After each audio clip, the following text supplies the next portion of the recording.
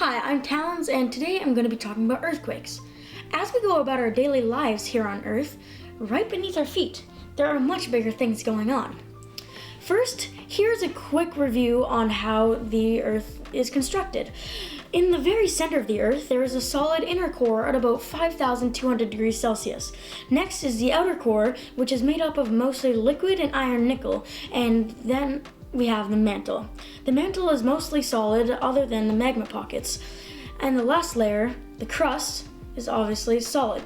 The major theory of how continents move on the ocean's bed leads to the formation of the continents today. This is called continental drift. Another related thing is plate tectonics. And the Earth is made up of many different tectonic plates that move over time. These plates also interact with each other to create various things such as earthquakes. Here on Vancouver Island, we live on the boundary of the Juan de Fuca and North American plates. The North American plate is also tied to the Mid-Atlantic Ridge. The Mid-Atlantic Ridge is a ridge in the middle of the ocean that expels magma to the surface. The magma cools and pushes the old rock under the continental plate and melts in the mantle. This is called seafloor spreading.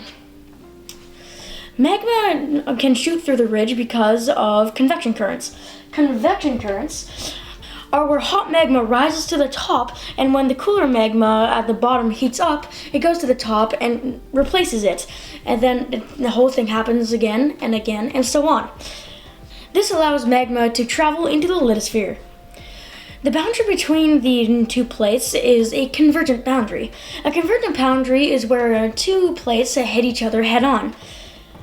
This can create many different things, such as volcanic islands, deep ocean trenches, island arcs, and of course, earthquakes. At these boundaries, the thicker, denser oceanic crust goes under the lighter continental crust and melts into magma in the mantle. This is called subduction.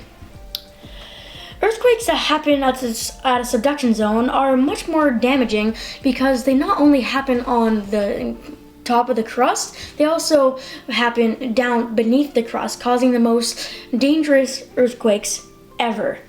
The reason I'm talking about all this is because an earthquake like this could happen at any given moment.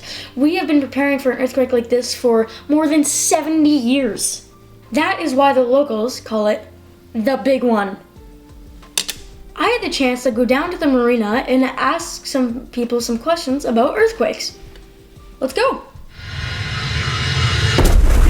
Hi, what's your name? My name's Andy. Well, hello, Andy. Are you from around here? No.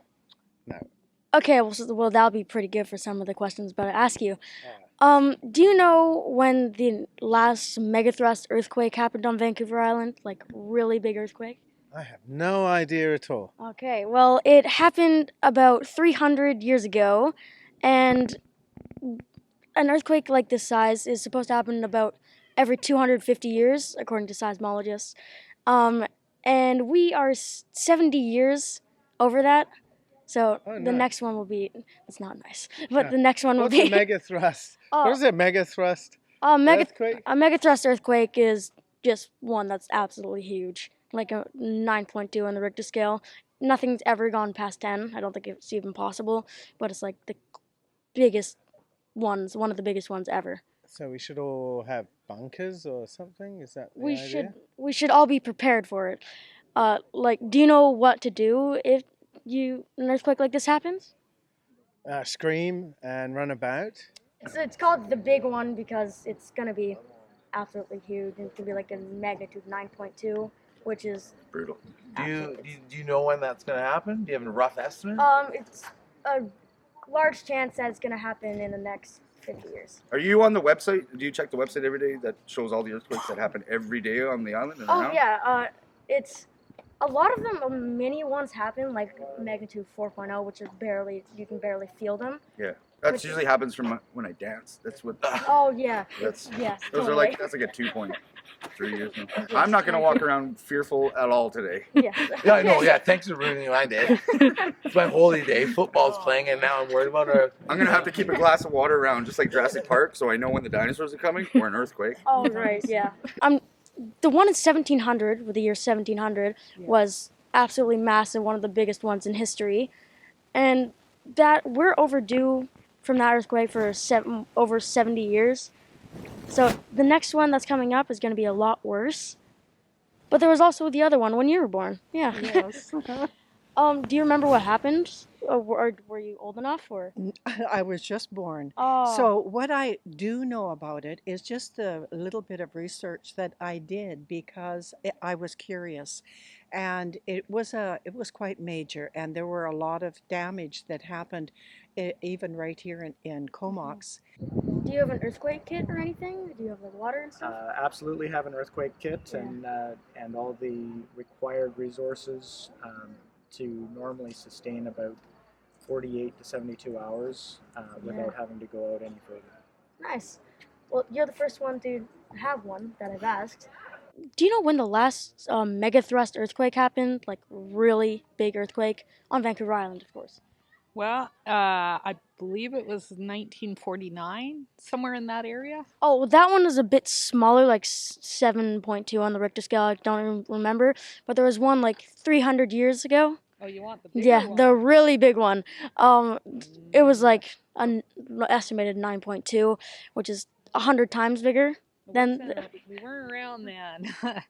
That one's not really advertised very well, but I don't know, 300. If it was 300 years ago. Yeah, it'd be like it's actually, I think it is in the year 1700. Mm-hmm. Earthquakes like that are supposed to happen like every 250 years, and it's been 320 years since an earthquake of that size. So we're 70 years overdue. So we really need to be prepared. Do you think you are prepared? I don't think you can ever really prepare for earthquakes. You just naturally, when it happens, it happens. Yeah. Because we could be standing here today, It happen right now. and it'll just cut right through us, and down we go. Yeah. Do you have like any food or water left over or anything? I don't, but I know I keep telling myself every year that I should be having that supplies ready, and because you're right, that's the smart thing to do. Yeah. I mean, now that I'm talking to you about it, I guess I will be doing this. Yeah. I think the more that people realize that this can happen and will happen, we just don't know when it's going to happen. Yeah. That they need to know what to do in the case of a bad quake. Hey guys, I hope you enjoyed the video. If you can, make sure to get a earthquake kit ready with water, food, and other essentials so you can be prepared for the aftershock of an earthquake. Stay safe out there, and I'll see you next time on TownsTube.